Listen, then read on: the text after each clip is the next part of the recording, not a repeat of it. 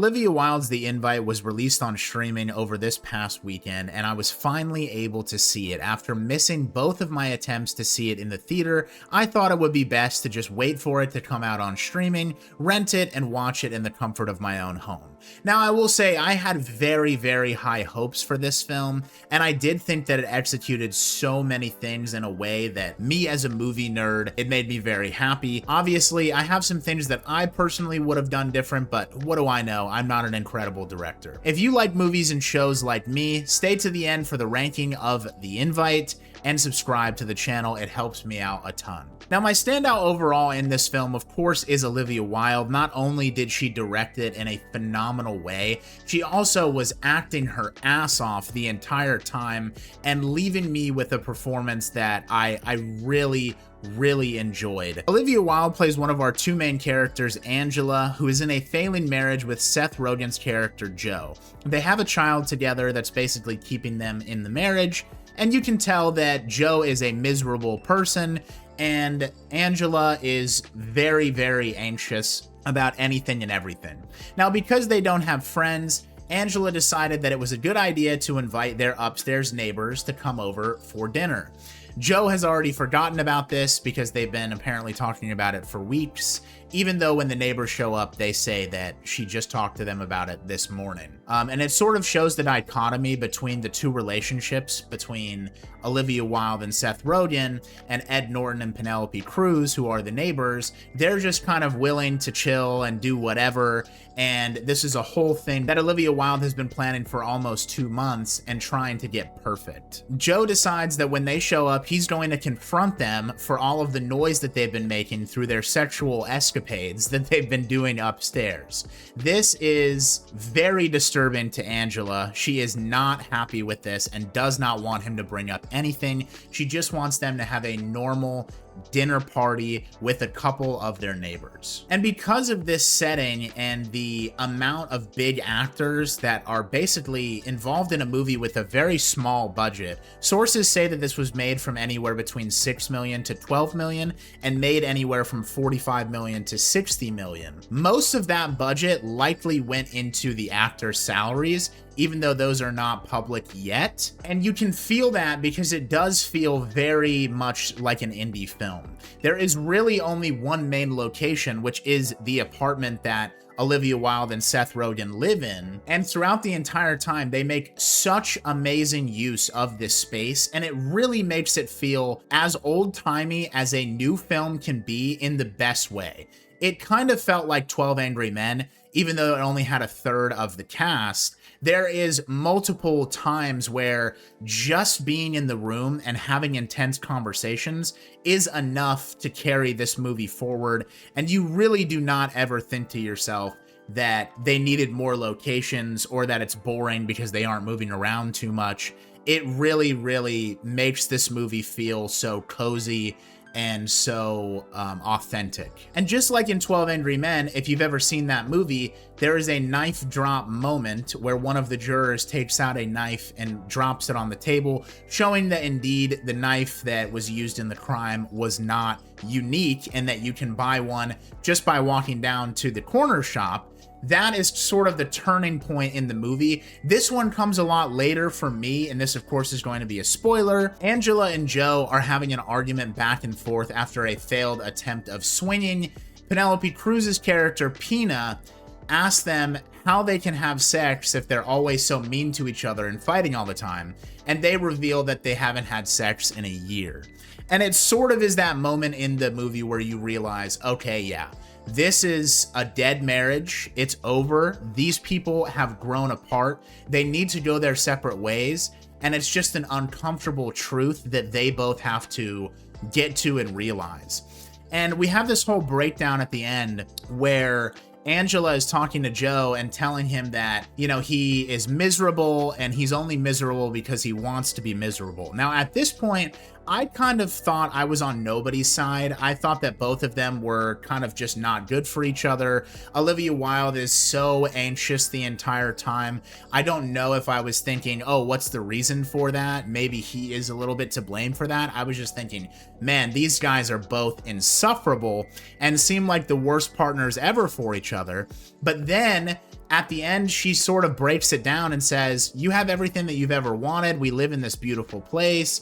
You get to be a music teacher every day, even though your band didn't work out. You get to do what you love. You come home, you have me, and you have your daughter, and you're still not happy. You've chose to be miserable. So when she said you chose to be miserable and didn't say all of those things first, I was like, oh, that's a fucked up thing to say. And then she breaks it all down, and I thought, damn, this dude did choose to be miserable, because where they live is like a San Francisco townhouse that is absolutely gorgeous. I mean, probably $1 million+ for their quote unquote apartment, which is basically one floor of this massive house. And he's still not happy because he's not in this band, the thing that he thought that he was going to be in. And she says, you know, you've never even played the piano, or you haven't played the piano in years, and they used to play it together, and all of these things. And that's sort of when the score starts to come back in. And again, the score on this film is perfect. It is so anxiety inducing,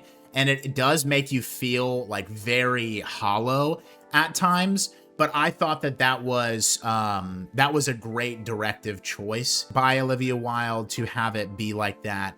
And I just thought that was really, really fun. So their marriage basically dissolves in one evening. And this is all shot over the course of like what you could assume is like an 8-hour dinner party.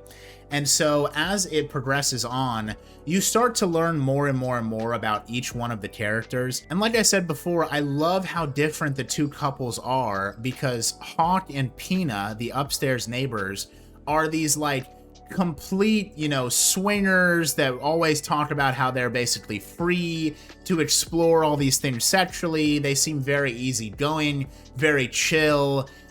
They kind of don't even really care how much Angela and Joe are fighting. The entire movie, they're sort of just standing there, letting them fight, and then bringing in a normal take.